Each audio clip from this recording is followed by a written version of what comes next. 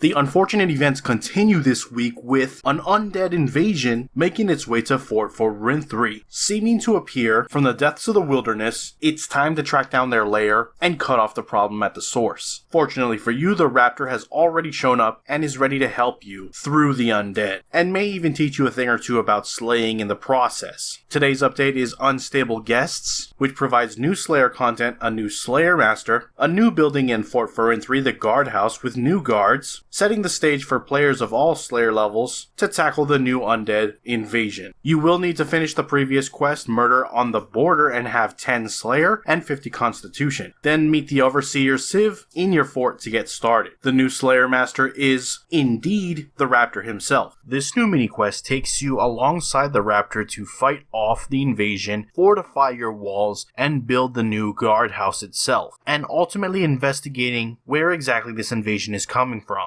There are 4 new Slayer creatures popping up in the wilderness in various numbers: bound skeletons, risen ghosts, fetid zombies, and armored phantoms, some of which pose even a challenge for the hardest of Slayers. Fetid zombies require 1 Slayer, the bound skeletons require 1 Slayer to kill, however 50 Slayer to get as a task. Risen ghosts will require 85 Slayer, and armored phantoms 113 Slayer. Do note that until May 10th, the location of phantoms and ghosts will be instanced to alleviate the initial rush of players fighting in the same area. If you plan to take on these monsters, you're going to want to build the new guardhouse in your fort. Like the other buildings, the guardhouse will be upgradable and will offer various benefits around the Slayer skill, as you're seeing on screen here. You will also receive challenges from the Raptor that will result in more bonuses, trophies in the guardhouse, and the ability to collect bone fragments, which will give you additional Slayer XP. Completing these challenges at appropriate Slayer levels, 30, 50, and 90, will give you a growing 5% to 15% bonus to Slayer points earned from Raptor tasks. With this update, they've also made a few changes to the undead Slayer categories and some combat abilities that we'll talk about later in the patch notes section of this video. That said, with the 2 highest new Slayer creatures, the Ghosts and Phantoms, they drop a new ability codex for Greater Sonic Wave. This is a basic ability with a 5-second cooldown with 40 to 160 ability damage. It also gains 6% accuracy on your next ability, and you gain an additional 100 ability damage for 4.2 seconds and requires 75 magic. That's it for your main game update. If you enjoyed the video so far, please hit that like button. If you're not subscribed yet and you want to stay up to date on all things RuneScape related, then hit that subscribe button. Now let's check over those patch notes and see what's been changed with today's update, starting with the combat changes I alluded to. Jagex today updated Undead Slayer categories game-wide. Monsters will more consistently appear in different undead categories for the purpose of Slayer. Some of the most notable, your skeletal creatures such as skeletal wyverns, are now treated as undead and will work for skeleton and undead tasks. Creatures such as banshees will work for ghosts and undead Slayer tasks. Edamu will work for ghost, zombie, and undead Slayer tasks. An old restriction preventing the use of the Salve Amulet at Barrows has been removed. It also works at Rise of the Six. And they added an undead cluster task to Laniakea.